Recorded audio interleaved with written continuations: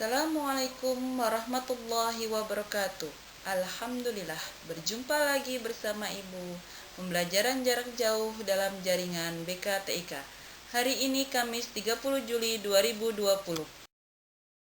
Baiklah, sebelum beranjak ke materi, terlebih dahulu Ibu ingin menyapa kalian. Bagaimana kabarnya? Semoga sehat, tetap semangat, laksanakan tugas sekolah di rumah. Pada pertemuan yang sebelumnya telah dibahas mengenai internet dan intranet. Pada pertemuan sekarang pun masih melanjutkan tentang internet dan intranet. Simak baik-baik ya yang akan ditampilkan di slide dan apa yang Ibu sampaikan. Dewasa ini, internet sudah merambah berbagai bidang kehidupan, sosial, budaya, ekonomi, teknologi, pendidikan, dan sebagainya. Manfaat yang diperoleh, pertama, cepat dalam melakukan pencarian informasi dan pengetahuan. Kedua, dapat melakukan komunikasi dan pengiriman data secara cepat dan efisien. Di bidang pendidikan, internet sangat berguna dalam proses belajar mengajar di sekolah, terlebih lagi di musim pandemi COVID-19 ini, di mana siswa dapat melengkapi pengetahuannya, sedangkan guru dapat mencari bahan ajar yang sesuai, kreatif, dan inovatif melalui internet. Internet dan intranet. Internet, kepanjangan dari Interconnected Network, artinya jaringan-jaringan komputer yang saling berhubungan. Lebih jelasnya, internet adalah gabungan jaringan komputer di seluruh dunia yang membentuk suatu sistem jaringan informasi global. Singkatnya, pengertian internet adalah jaringan yang sangat luas, internasional atau mendunia. Sedangkan intranet adalah jaringan pribadi, private network, yang menggunakan internet untuk saling berbagi dan bertukar informasi di dalam jaringan lokal. Contohnya adalah perusahaan, kantor, sekolah, universitas, dan lain-lain. Singkatnya, pengertian intranet adalah jaringan yang kecil dan sempit, atau hanya mencakup wilayah lokal. Selanjutnya, sejarah internet. Internet diawali pada tahun 1969, masih bernama ARPANET. Jaringan terdiri beberapa komputer di universitas di Amerika.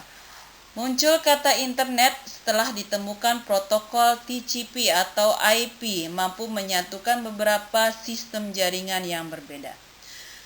Sedangkan internet masuk di Indonesia pada tahun 1990-an ya, oleh mahasiswa UI.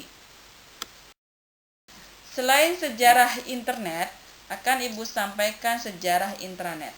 Sejarah jaringan intranet, ide dari intranet pertama kali dibahas dalam artikel.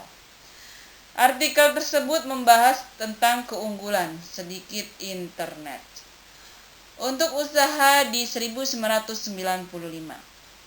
Isu digital, berita, dan review. Walaupun awal intranet hanya terdiri dari beberapa ratus lusin atau halaman web. Sebuah studi yang dirilis oleh Nielsen Norman Group pada 2007 menunjukkan bahwa rata-rata intranet saat ini terdiri dari 6 juta atau lebih halaman web. Selanjutnya, layanan internet. Ada 12 yang Ibu rangkum di sini. Yang pertama email, electronic mail. Yang kedua www. Yang ketiga FTP. 4 telnet, 5 gopher, 6 discussion group. Di dalamnya ada mylist dan news group. Yang ketujuh search engine. Yang kedelapan social networking. Yang kesembilan VoIP. Ke-10 internet relay chat, ke-11 video conference, dan terakhir ping. Selanjutnya, jenis-jenis jaringan komputer. Jenis jaringan berdasarkan jangkauannya. Yang pertama ada LAN. Silahkan kalian lihat gambar LAN-nya ya, supaya kalian lebih paham lagi. LAN, Local Area Network. Dari namanya saja sudah mendeskripsikan bahwa jaringan LAN ini merupakan tipe jaringan paling sederhana dan juga paling kecil ruang lingkupnya. Biasanya, jaringan LAN hanya digunakan dalam ruang lingkup kecil seperti satu ruangan, satu rumah, satu sekolah, ataupun satu warnet. Kedua, Metropolitan Area Network merupakan kumpulan dari beberapa jaringan LAN yang menjadi satu, sehingga bisa tersambung dalam ruang lingkup yang lebih besar dari satu ruangan saja. Biasanya MAN diaplikasikan untuk mengkoneksikan komputer melalui jaringan pada satu kota tertentu.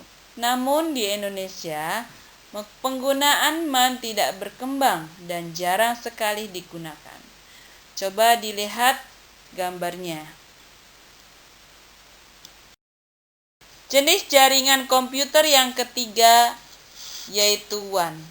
WAN merupakan jaringan yang jauh lebih luas ruang lingkupnya, seperti satu negara, satu benua, bahkan satu dunia. Internet yang biasa kita gunakan termasuk ke dalam jaringan WAN atau Wide Area Network, karena dapat menghubungkan komputer kita dengan jaringan seluruh dunia. Dilihat gambarnya. Jenis selanjutnya yaitu jenis-jenis berdasarkan distribusi data dari suatu jaringan. Terbagi ke dalam dua ya. Yang pertama, jaringan terpusat. Jaringan terpusat merupakan jaringan umum yang biasa digunakan pada warnet, perpustakaan, dan tempat mengakses informasi publik lainnya. Jaringan terpusat ini mengandalkan satu server sebagai penyedia data utama, yang kemudian dihubungkan ke dalam beberapa komputer klien. Jaringan yang kedua, jaringan terdistribusi. Jaringan terdistribusi merupakan gabungan dari beberapa jaringan terpusat, sehingga dalam hal ini komputer klien dan server akan membentuk suatu jaringan tersendiri yang baru dan dapat mengakses informasi lebih banyak karena menggunakan lebih dari satu sistem jaringan terpusat. Selanjutnya, jenis jaringan berdasarkan transmitter yang digunakan.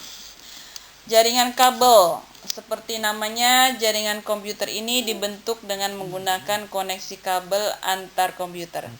Biasanya koneksi dari jaringan kabel ini menggunakan port untuk connect LAN, di mana kabel LAN akan dimasukkan ke dalam port LAN card untuk kemudian dikoneksikan ke dalam komputer. Dilihat gambar di samping. Jaringan tanpa kabel atau wireless merupakan salah satu pengembangan jaringan yang saat ini sudah banyak digunakan oleh user. Sinyal GSM, GPRS, 3G, 4G merupakan contoh nyata dari penggunaan jaringan wireless yang kita gunakan sehari-hari. Tuh ya gambarnya ya, seperti itu ya. Jenis terakhir selanjutnya yaitu jenis jaringan berdasarkan peran dan juga hubungan antar komputer. Yang pertama, client server. Jaringan client to server merupakan jaringan umum yang biasa kita temui pada perpustakaan online ataupun warnet. Jaringan ini menyediakan satu server dan juga beberapa klien. Hampir sama dengan model jenis jaringan terpusat. Itu gambarnya ya, client server request respond. Yang kedua, peer to peer. Apabila pada koneksi client server memiliki peran sebagai penyedia data, maka pada jaringan peer to peer semua komputer yang terhubung dalam satu jaringan memiliki peran yang sama, bisa menjadi client dan juga bisa menjadi server. Biasanya koneksi peer-to-peer ini sering kita temui pada koneksi jaringan dalam permainan yang bersifat multiplayer. Untuk Jaringan peer-to-peer ini setiap user memiliki hak akses yang sama, sehingga semua dapat mengakses data, informasi, dan dapat mengubah, menambah, dan menghapus data tersebut. Itu gambarnya ya, peer-to-peer network. Demikianlah yang Ibu sampaikan pada pertemuan hari ini. Semoga apa yang Ibu sampaikan bermanfaat. Ya, dan ada tugas untuk hari ini. Tugasnya apa? Tugasnya yang pertama yaitu merangkum materi ini di buku catatan, cantumkan nama, kelas, dan tanggal. Penilaiannya nanti ketika KBM tatap muka saja ya. Yang kedua, tugas yaitu tulislah atau buatlah satu pertanyaan saja, tidak usah dengan jawaban. Untuk satu siswa, ya, satu siswa, satu pertanyaan, tidak menggunakan jawaban. Dikerjakannya di mana? Di kolom komentar YouTube ini. Pertanyaannya tentunya yang berkenaan dengan materi ini ya. Ketika siswa membuat pertanyaan, kemudian nge-like, subscribe, disitulah akan mendapatkan penilaian. Ya? Fahimtum? You understand? Sekian dan terima kasih. Ibu tunggu ya tugasnya.